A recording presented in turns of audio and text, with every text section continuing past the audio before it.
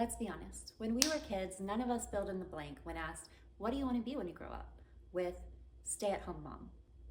And I think that some of us did say, I want to be a mom.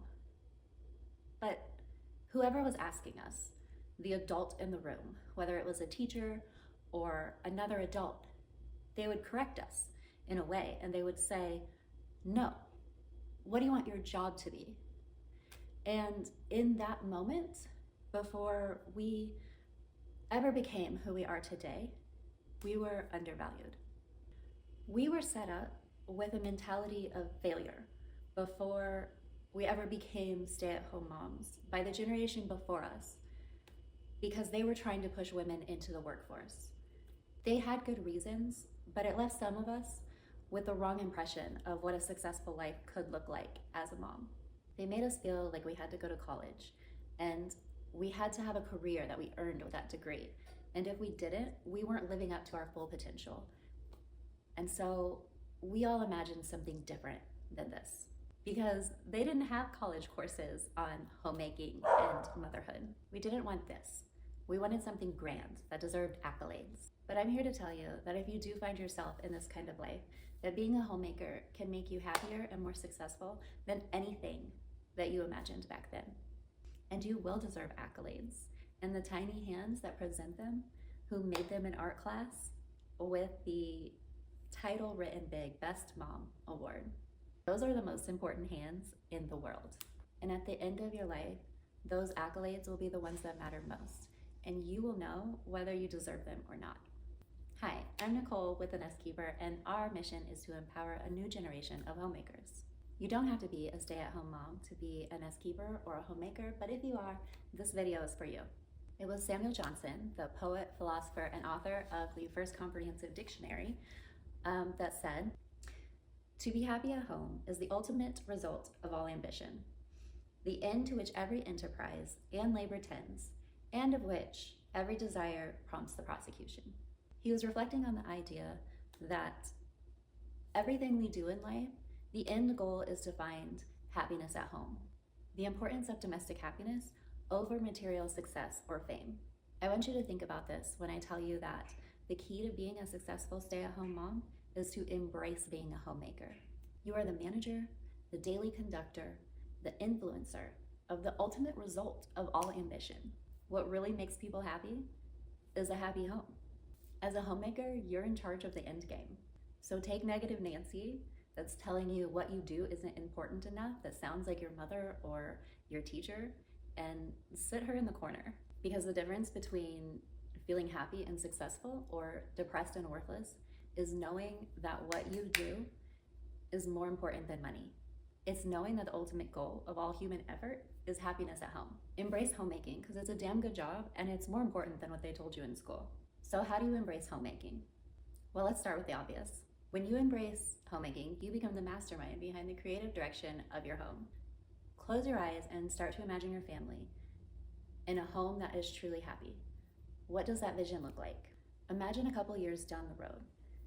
If your home was the perfect, safe, comfortable, happy place for your spouse and your kids, what would that look like? What is important for your kids to do and learn? Is game night or movie night important for your family dynamics? Or is your family an athletic family and you're very sports driven, and so going to sporting events is super important? What is the aesthetic that you want for your life? Clean dishes, clean clothes, clutter-free living. These are not mundane tasks. These are your goals. What you need is a plan of action on how to orchestrate and reach them. If you understand that doing the dishes every morning and unloading the dishwasher and reloading it at night and putting in a load of laundry in the morning is part of your work because you have a vision, and in that vision your family thrives in a clean home, and you understand that you are the homemaker and those tasks are pieces of the legwork, then suddenly those tasks aren't repetitive, worthless tasks. They are hard work that is purposeful. If you understand that by cooking your family dinner, you're presenting them with a love language that the entire human race understands, then you can embrace that part of your job. Your goal is happiness for your family. Cooking and feeding is an act of love that creates smiles and satisfaction when it's done right. So start by closing your eyes and creating this vision that is your happy family? What does your happy family in their happy life look like? What is your family's end game? Write it down, make a vision board. Anything you need to do to make you understand this is not just a job. This is a career, and you are capable, in fact, of creating the life that you want for your family. You are in charge of making it all happen. I want to talk a little bit about an action plan to making it all happen, but first I need to talk about 3 major obstacles that are mental obstacles but feel like very real physical obstacles. And while you may look around in my videos and see right now that I have a big yard and a big house and a big kitchen and think I don't know what it's like to have obstacles, I want you to know I started in a small apartment with no yard and a tiny kitchen. I started with baggage and trauma and being told by my mother that I was better off without my husband and kid. I started with no money and this ideology that if you're having children, you're ruining your life, you're ruining your dreams and your career goals. I've been homemaking for 18 years, and lots of us start in small places with no money and lots of obstacles. And I just want you to know, before I continue, that I do know what that's like. Okay, so obstacle number 1. Number 1 is temporary housing. This may be an apartment, it may be an RV, it may be just something small like a trailer that you own but that you do not envision your future in. So the obstacle is the same. The obstacle is when you close your eyes and start to imagine the home life that you want, you don't imagine the space that you're in right now. You imagine a future in a different setting, and so you don't feel like you can start your homemaking journey now because this is temporary. So you don't put the extra effort into this house. You're not ready to put effort in because this is temporary in your mind. So you don't try. You think it's the place that's keeping you from making your dream home. So you'll do homemaking later, right? When you have your dream home. But here's the truth. Even if this place is temporary, life happens in the moment. Life is happening right now. Life doesn't happen in the future. Life happens right now. I've lived in 12 different places over my time of being a homemaker, 18 years, and with my husband, we made every single one of those places our home. You have to make your vision come to life in the place that you live right now. Okay, so the second obstacle is money. Limited funds is a very common obstacle for homemakers because that generally means you are a family living on a single person's income. This is why the Dollar Tree hacks and the makeup dupes are always very popular videos. According to Bank of America, 47% of the American population is living paycheck to paycheck. And I guarantee you a large percentage of that population is young startup families. But don't let this be the reason you don't make your vision come to life. It's a key stressor for sure, mainly because we don't get paid in dollar bills for our work. But stay positive and remember there are always workarounds for expensive things, such as bargain food stores like Aldi's or bargain home decor places like TJ Maxx and home goods stores. There's also thrifting, which can be super fun if you're just a bit creative and you can polish up things to make them fit your vision. Don't believe what you see on social media. Most young families are struggling with money. You can still make your vision for a happy home come to life. And finally, the third major obstacle is mental fatigue. As a stay-at-home mom, you are a caretaker. You are raising people and you are teaching them every boundary, every social skill, every lesson, moment by moment, all day, every day. You are also a homemaker and a home manager. These are 3 huge undertakings. There's a lot on your plate. You deserve to be seen, validated, appreciated, and proud. Without that feeling of mental fatigue and worthlessness can set in. This is one of the reasons I created The Nest Keeper, because too many stay-at-home moms feel unseen and unappreciated. Nobody is validating their work and they aren't proud of all that they do. There's a generation before us that made us feel like being a mom isn't enough. And becoming a mom was the end of your chances of becoming enough. So we at The Nest Keeper are working to build community where we can give each other that validation that we need every so often as moms to each other. I would also like to encourage people to comment below stay-at-home mom creator, if you're also a creator on YouTube, so that you guys can like and follow each other and support each other in that way. I also set up a moms group on Facebook titled the Nest Keeper Mom Group for moms that would like to interact with each other and encourage each other and help give that validation and support and just help you be seen and keep you in a positive mindset and away from that mental fatigue. Okay, so now let's talk about an actionable plan to becoming a successful stay-at-home mom. We can break it down into 3 categories. We've got homemaking, home managing, and raising your children. Well, let's start with the homemaking. When you close your eyes and imagine the home life that you want, the home that you want, do you imagine clutter? We have to get rid of the clutter. There's an entire article on my website about decluttering, but what it breaks down to is that you need to get rid of the things that are just sitting around that don't make you happy and don't have a purpose. If it's not useful, if you're not using it and it doesn't make you happy, then you need to just get rid of it. And everything needs a home. If it doesn't have a home, it doesn't stay. You either get rid of it or give it a home. Great things for homes are baskets with lids. I have these woven baskets all over my house, and they're great because I can put blankets in them. I can put towels that are for people to go outside. Also ottomans. There's a lot of different ottomans that you can open up and store stuff in, like games and blankets, and there's also like different tables that you can use. But you need to either get a home for your things or get rid of the things. Everything should have a place. Don't keep things just sitting around because you feel guilty. Because you feel guilty that you owe it to somebody else to keep it because somebody else gave it to you. Guilt creates hoarders. People have good intentions when they give you things, but they are not the homemaker. They don't understand the home that you're creating. And if they do and they give you a good gift, that's great. And if it has sentimental value, that's great. Give it a home. But a lot of times we end up with junk that people have given us, and then you feel guilt over getting rid of it, and guilt creates hoarders, guys. Don't become hoarders. Okay, now that we've talked about decluttering, let's talk about your aesthetic.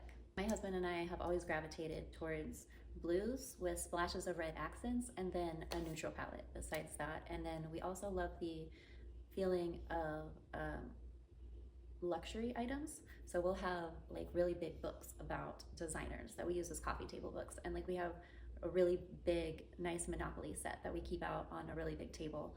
Before that, we had a chess set. But we have an aesthetic that we have always gravitated towards, and we know, and like that works in our house.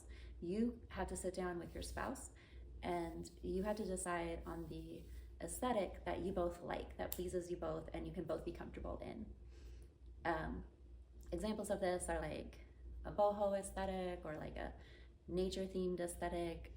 You are gonna know what you like, and you're gonna have to talk that over with your husband. And if it helps, or wife, your partner, if it helps, then make a visual vision board or a Pinterest board. But you have to figure out your aesthetic so that when you know what to get rid of, you know what is not working in your house, and you know what's a real find when you're out in public and you see something. You'll know like, oh, this matches our aesthetic and it's a good price and I can afford this right now. I'm gonna bring this home. But if you see something and you're like, I really like the way this looks, and it doesn't match your aesthetic, then you know to leave it behind. Kids' rooms have their own aesthetic. Your kids' room is your kids' space, and the aesthetic in your kids' room should bring them joy, not you joy. It's not about you, it's about them. And if it brings you joy, that's even better. But you need to remember that your kids' room is your kids' aesthetic and your kids' space. Their space should bring them joy. Okay, another piece of advice I have for homemaking is have a laundry plan that starts with your hampers. The most popular post on the Nest Keeper blog website is laundry solutions for small spaces. And there's a reason for that, because laundry is one of the things that can turn your house upside down and make your whole house feel unbalanced if it's not taken care of properly. So have a plan that starts with hampers. I highly recommend divided hampers so that it's easy to just take your clothes from their hamper space to the washing machine. You're not sorting clothes, doing anything else. You go one load a day and you take that hamper, you take it to the washing machine, you get it done that day and move on. Because nothing kills the vibe of a home like laundry laying around all over the place.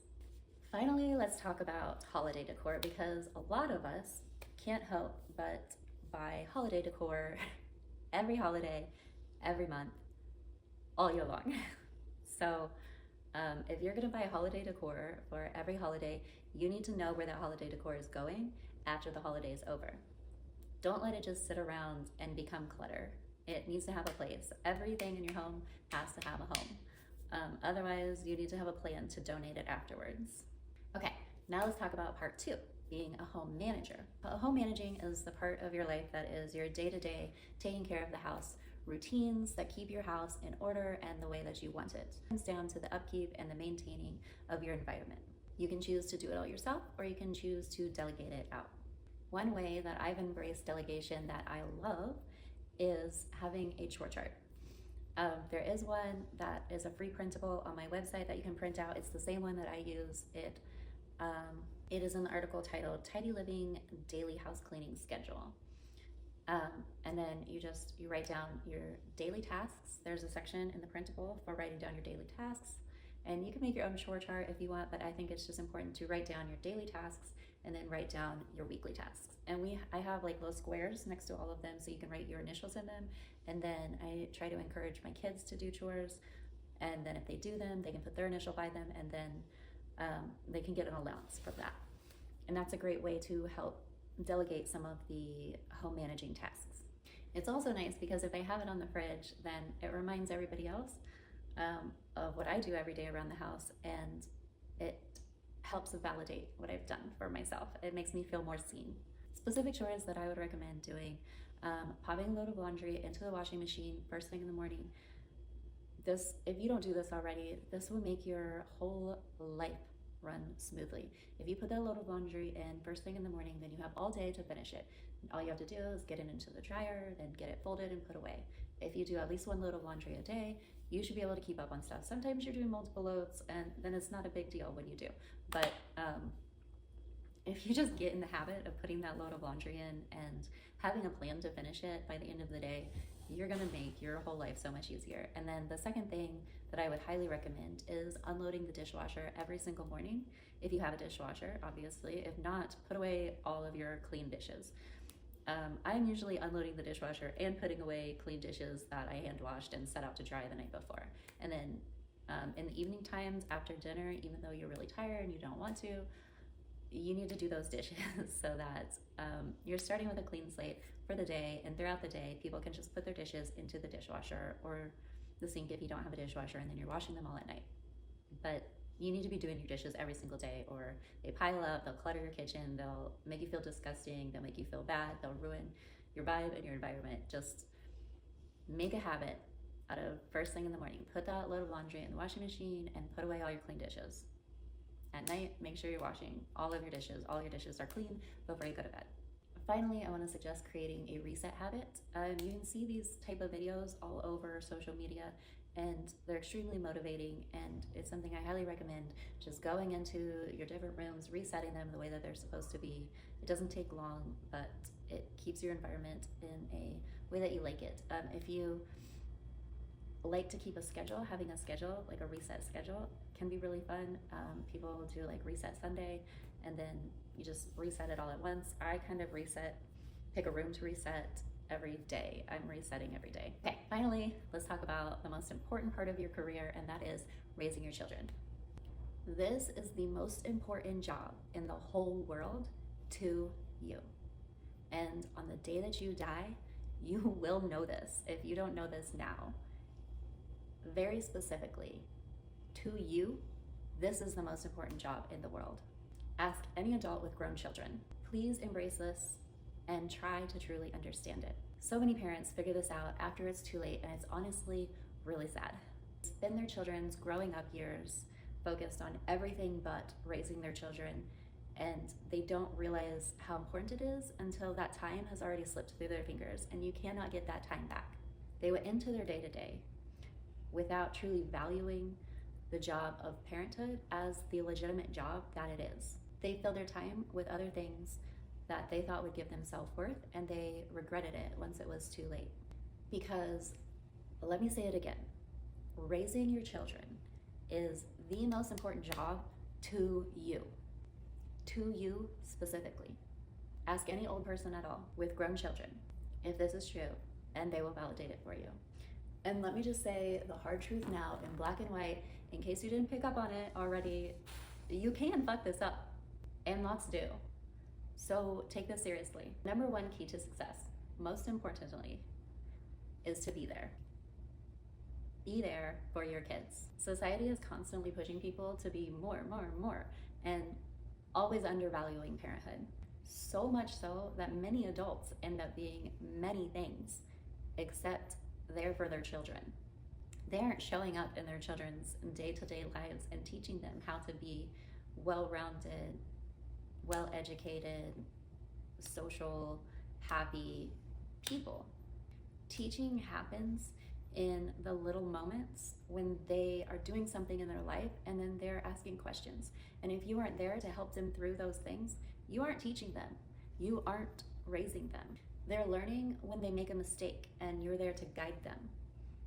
If you aren't there, you aren't teaching them. If you aren't teaching them, you aren't raising them. Take the time to be there for your children. Tiny moments become teachable moments, and they all matter. So be there, be present, and you will succeed. If you only take one piece of parenting advice from me, let that be it. Ask yourself honestly, am I showing up for my children? And if the answer is yes, then you're doing a great job. Okay, now some less important parenting stuff that